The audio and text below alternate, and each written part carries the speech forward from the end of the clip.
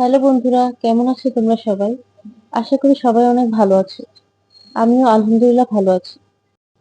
আজ আমি তোমাদের সাথে আমার ছোটবেলার কিছু স্মৃতি শেয়ার করব। আমি আমার পরিবারের প্রথম সন্তান। সেই হিসেবে অনেক আদর যত্ন পেয়ে আমি বড় হয়েছি। আমার মা বাবার অনেক স্বপ্ন ছিল আমি যখন বড় হব অনেক ভালো ভালো নামকরা স্কুল কলেজে পড়াশোনা করব। আমার এখনো মনে আছে আমার আম্মু আমাকে বলেছিল যখন আমি মাত্র 3.5 বছর ছিলাম, তখন থেকে তিনি আমাকে কড়াকড়ি গাইড দেওয়া শুরু করেছিল। আমি যখন 5 বছর ছিলাম তখন তিনি আমাকে কেজিতে ভর্তি করিয়েছিল। কারণ নার্সারিতে ভর্তি করে না, আমি বাসায় সব শেষ করে ফেলছিলাম নার্সারি পড়ালেখা। তাই আমি ফার্স্ট কেজি থেকে পড়াশোনা শুরু করি। আমি যেখানে ছিলাম সেখানে এভারগ্রিন নামে একটা স্কুল ছিল, এবং সেটা ওই এলাকার সব থেকে ভালো নামকরা স্কুল ছিল। জীবনে প্রথম এই ধাপে যখন আমি বার্ষিক পরীক্ষা দিয়ে প্রথম স্থান অধিকার করে উত্তীর্ণ হয়েছিলাম, আমার মার স্বপ্ন তখন আরো বেশি বেড়ে গিয়েছিল। তারপরে আম্মু আমাকে এখান থেকে নিয়ে একটা কোচিং সেন্টারে ভর্তি করায়, যেখানে কিনা শুধু আইডিয়াল আর বিকারণের জন্য ভর্তি কোচিং করানো হয়। এখান থেকে আমার পড়ালেখা জার্নি শুরু হয়। ছোটবেলায় যেখানে কিনা মানুষ খেলাধুলা করে বড় হয়, আমি সেখানে পড়ালেখার মধ্যে আবদ্ধ ছিলাম। ভালো স্কুল মানেই অনেক প্রতিযোগিতা, তাই তোমরা ভাবতেও পারবে না আমি কতটা প্রেসারে ছিলাম।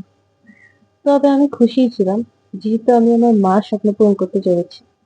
আমি ভিকারুননিসে 2 বার পরীক্ষা দিয়েছিলাম। একবার মেয়ে শাখাটাতে আর একবার হচ্ছে বসুন্ধরাতে। আমি মেয়ে শাখাতে টিকিনি, তবে বসুন্ধরাটাতে টিকে গেছিলাম। কিন্তু এবার আমার আম্মুর মনে একটা ভয় ঢুকে গেছিল যে এত দূরে একটা ছোট মেয়েকে কিভাবে একা একা ছাড়বে। আর যেখানে আমি টিকছিলাম সেটা ছিল বসুন্ধরাতে, যেটা কিনা আমাদের বাসা থেকে অনেক দূরে। যেতে হলে একা একা মাইক্রোতে যেতে হবে। তো এই ব্যাপারে আম্মু আব্বুর সাথে অনেক ডিসকাস করার পর ফাইনালি ইন্ডিয়া করছে যে আমি আর সেখানে পড়বো না, কারণ ওই স্কুলটা অনেক নিরিবিলি জায়গা। তারপরে আম্মু আমাকে সিদ্ধেশ্বরী গার্লস স্কুল অ্যান্ড কলেজে ভর্তি করায়। এভাবে আমার জার্নি চলতে থাকে। তবে একটা জিনিস ভালো হয়েছে কি, আমার বেসটা অনেক স্ট্রং হয়েছে। আলহামদুলিল্লাহ এ পর্যন্ত যত ক্লাসেই পড়ে এসেছি অনেক ভালো রেজাল্ট নিয়ে উত্তীর্ণ হয়েছি।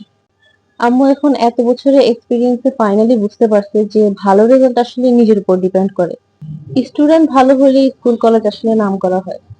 তবে এটা আসলে আমার একান্তই নিজস্ব ওপিনিয়ন। আম্মু সেই যে আমাকে একা ছাড়েনি সেটা এখন পর্যন্ত চালু রাখছে। আমি এখন কলেজে উঠেছি, তারপর আম্মু আমাকে একা ছাড়তে অনেক দ্বিধাবোধ করে। কিছুদিন হলো আম্মুকে অনেক বুঝিয়ে শুনিয়ে একা যাওয়া আসা শুরু করলাম। তবে এখনো ছুটির সময় আম্মু বারান্দায় এসে দাঁড়িয়ে থাকে, আমি কখন আসবো। প্রথম দিকে আমার মনে হয়েছিল আম্মু আসলে একটু বেশি ওভার প্রোটেক্টিভ হচ্ছে। তবে আস্তে আস্তে বুঝতে পারলাম এটা আসলে সব প্যারেন্টসরাই তাদের ভালোবাসা থেকে করে।